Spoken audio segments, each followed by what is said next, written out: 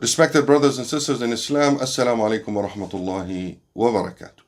As you all know, we have a by-election, a provincial by-election in the city of Milton.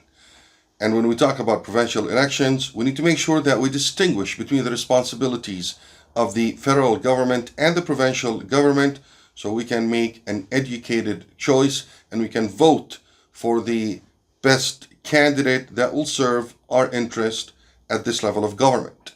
For the provincial government, the responsibilities, as we said, they're different than the federal government.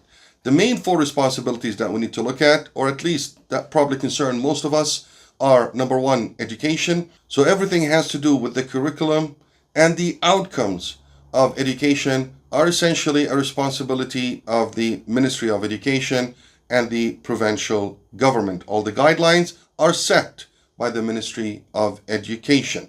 And this is extremely important for our children, for their education, for their well-being, and for their mental health.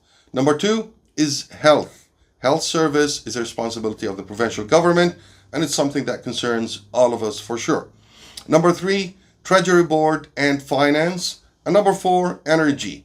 And these two are directly related to the cost of living for all Ontarians. So to make it simple, the provincial government is responsible for the education and the mental health of our children, for our health and our well-being, and for our cost of living. So these are the main points that we need to keep in mind when we vote for an MPP candidate. And as you all know, Milton has a provincial by-election that's going to take place on May the 2nd. And just to be clear, we don't have a provincial elections. We just had one in 2022.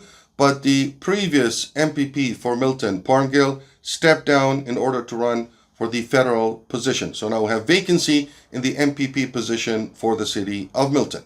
And we need to know that we have 8 candidates from different parties.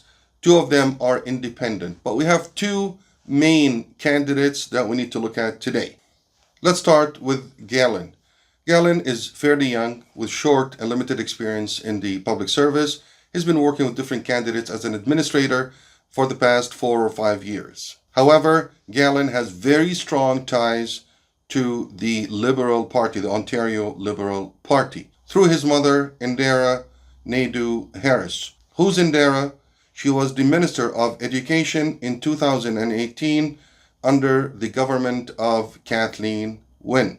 Yes, the infamous Kathleen Wynne, who was responsible for the radical sex education that clearly undermined our children's religious rights and undermined our rights as parents. And I'm sure we all remember that Kathleen Wynne's government, including Indira Naidu Harris, was severely defeated in 2018 elections when parents decided to say enough is enough, when parents stood up and said stop violating our children's religious rights and our rights as parents. And now Galen Naidu Harris, the son of the previous Minister of Education, Indira Naidu Harris, has decided to run for the MPP position in Milton, and obviously to continue the legacy of Kathleen Wynne and his mother.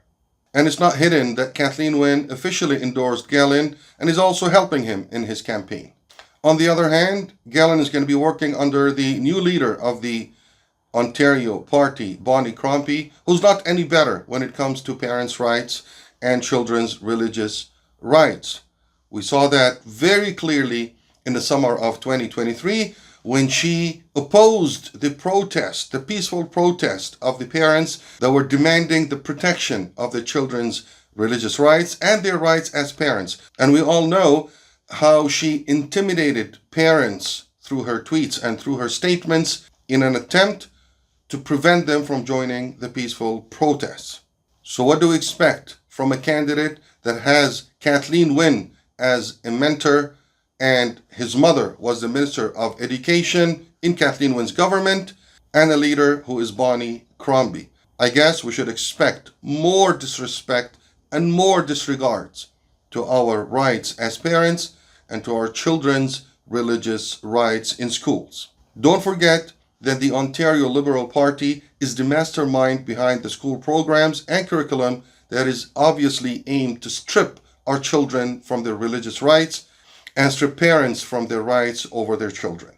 And unfortunately, it is shocking that some of our community members are still showing absolute support and blind following of the Liberal Party. I'm not talking about some of our community's party officials or member of parliaments, because we have learned over the year that we can't expect much of them when it comes to these issues.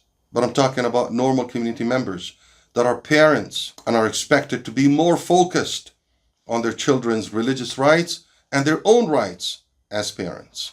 So this is Galen Nadeau Harris, who's an extension of his mother, the previous Minister of Education, under the infamous Kathleen Wynne, who created all the problems that we've been facing for the past 10 years in education. And now, if he wins, he'll be working under the new leader, Bonnie Crombie, who obviously will be following the same guidelines when it comes to these issues.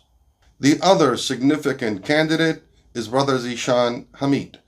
Milton's residents know Zishan Hamid very, very well. He served in the City and Regional Council for 12 years. So he knows public service very, very well. People know him very, very well. Zishan also ran for the mayor position in 2022 and he almost made it. He's very well experienced and very well known to our Muslim community in Milton and across the GTA, and is also known to the Milton community at large. I've personally known Brother Zishan for many years, and I've witnessed how much he cares about his own community, whether it's the Muslim community or the Milton community at large. And his work and experience speak very loudly for him. Finally, my message to our community members in Milton and to all parents that care about their children.